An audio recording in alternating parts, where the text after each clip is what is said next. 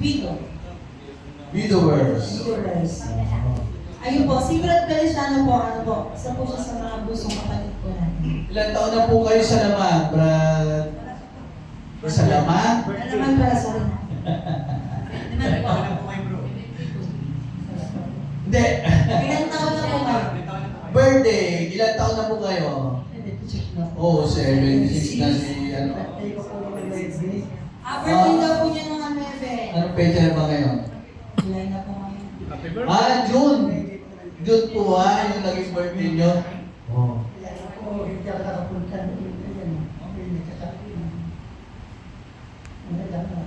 Nakakapagpa-check up po ba kayo, kapatid? Hindi kayo sinasama ni si Roxanne, no? Tsaka ni si Sheila, no? Hindi kayo nililista yata, di ba? Salamat naman sa Diyos. At nakausap na po kayo. Ay, lalagay na po kayo sa line-up para maipa-check up. Pero kung di po kayo kinausap, di kayo nilalagay, no? Gusto nyo naman talaga magpa-check up. Kaya lang, ayaw nila kayo napitan. Brad, ano po masasabi niyo po? Bye ko na po. Ano po masasabi niyo po kay Kuya Daniel sa mga kapatid ko? Salamat po kay Kuya Daniel. Nagkaroon po tayo ng ganitong okasyon. Papasalamat po ako.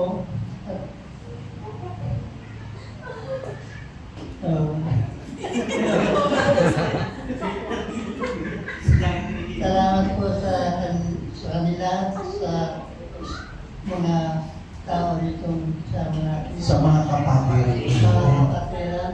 Marami pong salamat sa Diyos. Pagtanggap sa amin.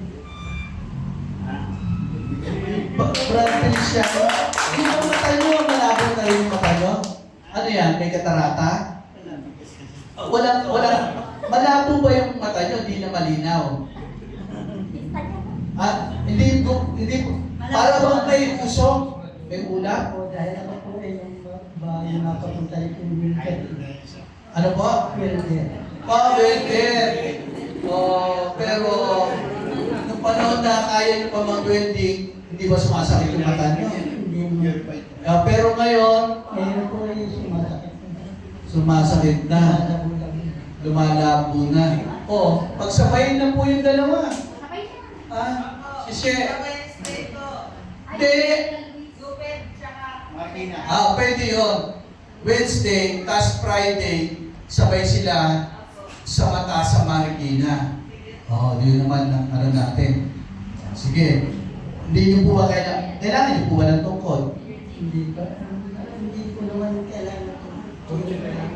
Ay, hindi ba kayo hirap na lumakad? Pero siyempre sa paglalakad, minsan hindi po ba kayo na-out of balance? Hindi naman. Pero ang problema lang talaga yung mata. Pero delikado po sa inyo kung naglalakad kayo mag-isa, malayo po yung pinanggagalingan nyo papunta sa lokal. Baka mamaya, hindi po ninyo mapansin yung tricycle. Kaya pa naman. Pero 76 na po kayo, no? Kung sakali po paano po yan? May mga pagkakataon na hindi po kayo nakakadala ng pagkakatipon. Ganun po ba? Dahil Pagka yung masakit, hindi na po kumusakit. ano po ba yung sakit ninyo sa paa? Arthritis? Tuhod? Ano ba?